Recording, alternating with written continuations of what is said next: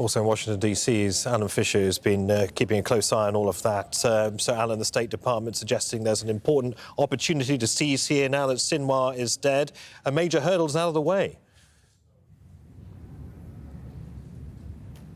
They suggest that the death of Sinwar is a seismic event, and they say that the world is now a better place. Certainly they're putting the blame on Yahya Sinwar for not getting a ceasefire deal. They say the Israelis were largely on board. There were still some bridging issues to be done. But Sinwar walked away from the table and said, no, we're simply not going to entertain a ceasefire at this point.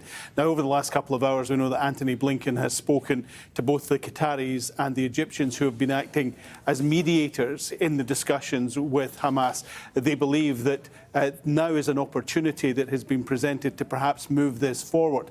Of course, the difficulty is that over the next couple of days, it's not entirely clear who will take the lead of Hamas and what their position would be in any future discussions. But certainly the Americans are approaching this as an opportunity, and they've said that over the next few days that they're going to redouble their efforts towards a ceasefire in Gaza and also trying to reach a deal that would secure the release of the captives. Quite what redoubling means, no one's entirely sure, and certainly there was no details provided by the State Department. What is also interesting is that they were asked about US involvement in this, and we know that the US has, over the last 12 months, provided the Israelis with intelligence. They have helped to target senior members of Hamas. But they say that this was exclusively an Israeli operation.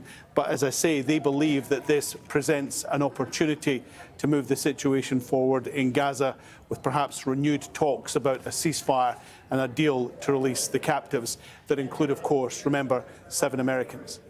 Alan, before you go, I wonder if you can help us understand where the US position is between these two lines that we've heard from, firstly, Kamala Harris saying the time for the day after should begin without Hamas in power, but the State Department saying that the US hopes whoever the next leader of Hamas is, that he will decide to take a different path forward. The suggestion being that Harris is saying there shouldn't be any Hamas. The State Department saying that it's almost inevitable that Hamas will remain, and we hope that there's somebody we can potentially work with. Well, there's a few things at play there, of course, because for several months in this building, in the State Department, they've been talking about how there has to be a plan for the day after in Gaza and what that would look like. And certainly the US position has been clear that they believe that there should be a two-state solution, that the West Bank should be reunited with Gaza, and that should be under a government that is elected by the Palestinian people, under the Palestinian Authority.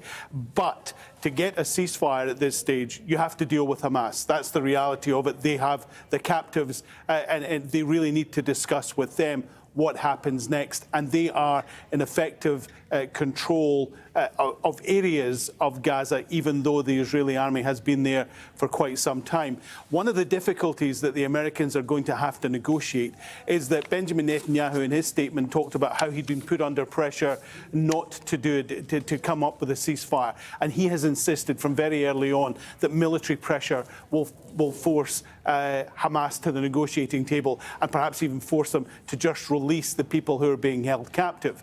Now, the United States would like to see some sort of diplomatic measure there, that it can't just be about military operation. And certainly there would be some concern in this building that both Benny Gantz, who was on the War Cabinet, and Benjamin Netanyahu have talked about staying in Gaza for years to come, not something the US wants to see. All right, Alan, many thanks, Alan Fisher, Washington, D.C.